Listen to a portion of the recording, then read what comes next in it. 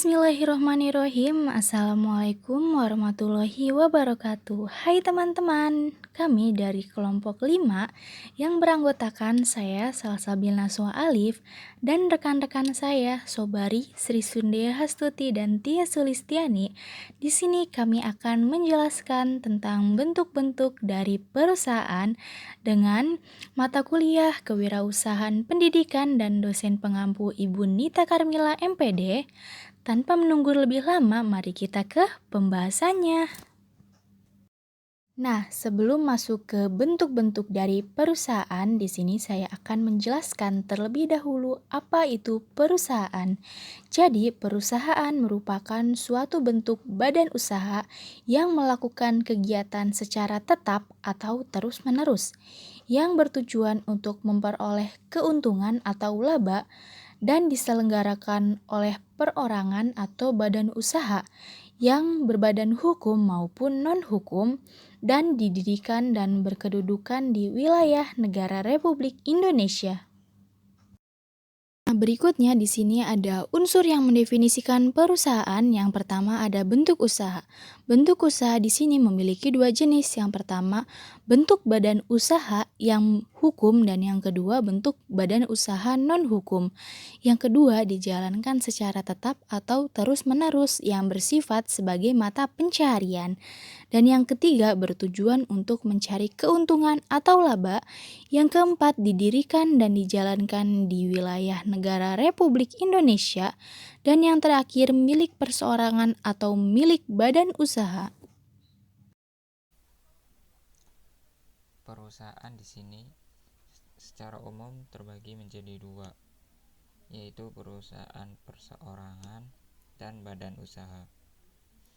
Perusahaan perseorangan disebut perusahaan perseorangan karena perusahaan itu didirikan dan dijalankan serta dimiliki oleh satu orang.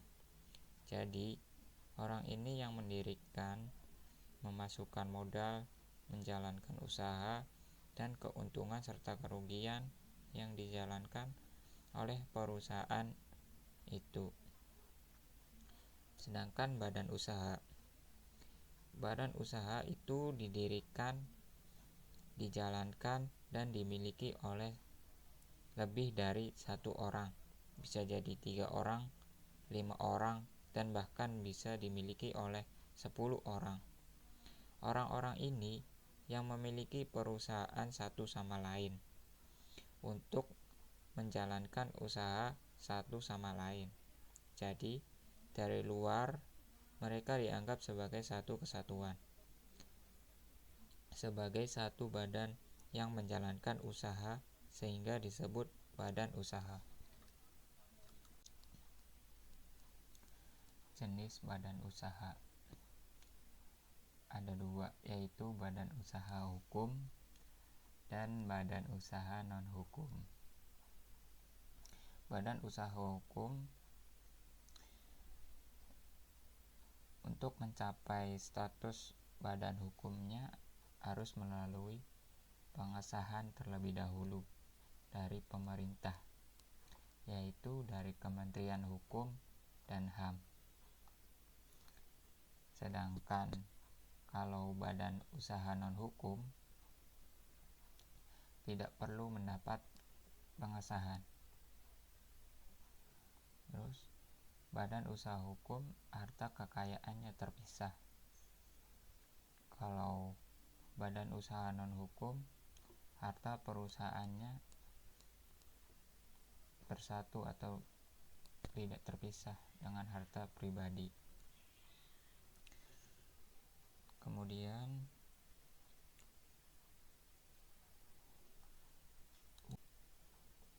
tanggung jawab di dalam perusahaan atau badan usaha yang berbadan hukum ini terbatas hanya pada modal yang dimasukkan. Sementara pada badan usaha non-hukum, tanggung jawab dari para pemilik usaha itu tidak terbatas hanya kepada modal yang dimasukkan ke dalam perusahaan, tetapi meliputi juga harta kekayaan pribadi si pemilik usahanya. Nah, selanjutnya ada contoh badan usaha non-hukum.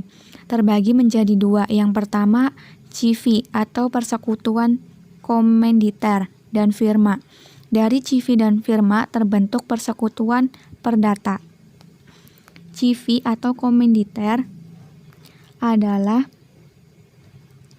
sebuah firma, tapi firma dalam bentuk yang lebih khusus, di mana itu misalnya adanya sekutu aktif dan sekutu pasif. Sekutu aktif artinya ada perusahaan menjalankan secara aktif CV tersebut, sementara sekutu pasifnya dia hanya memasukkan modal dan tidak terlibat aktif dalam menjalankan perusahaan tersebut. Sementara kalau sekutu pasif, tanggung jawab sekutu pasif ini terbatas hanya pada modal yang dimasukkannya ke dalam perusahaan.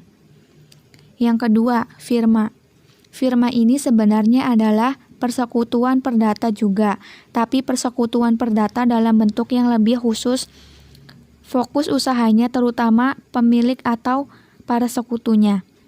Di dalam firma, tanggung jawab dan ikatan di antara para sekutunya ini bersifat tanggung jawab rentang, artinya menanggung secara bersama-sama, di mana perusahaan berbeda dengan persekutuan perdata yang tingkatannya lebih longgar.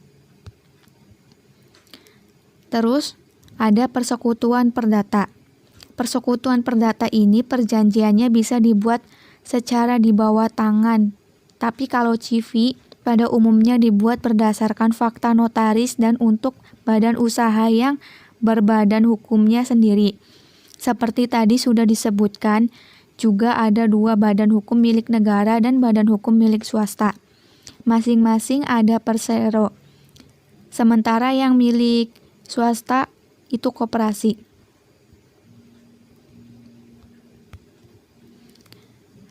Contoh badan usaha hukum terbagi menjadi dua, yaitu badan hukum milik negara dan badan hukum milik swasta.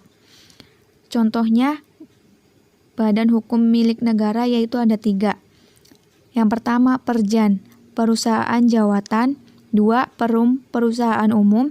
Dan 3, Persero, perusahaan perseroan. Badan hukum milik swasta contohnya PT, perseroan terbatas, koperasi, dan yayasan.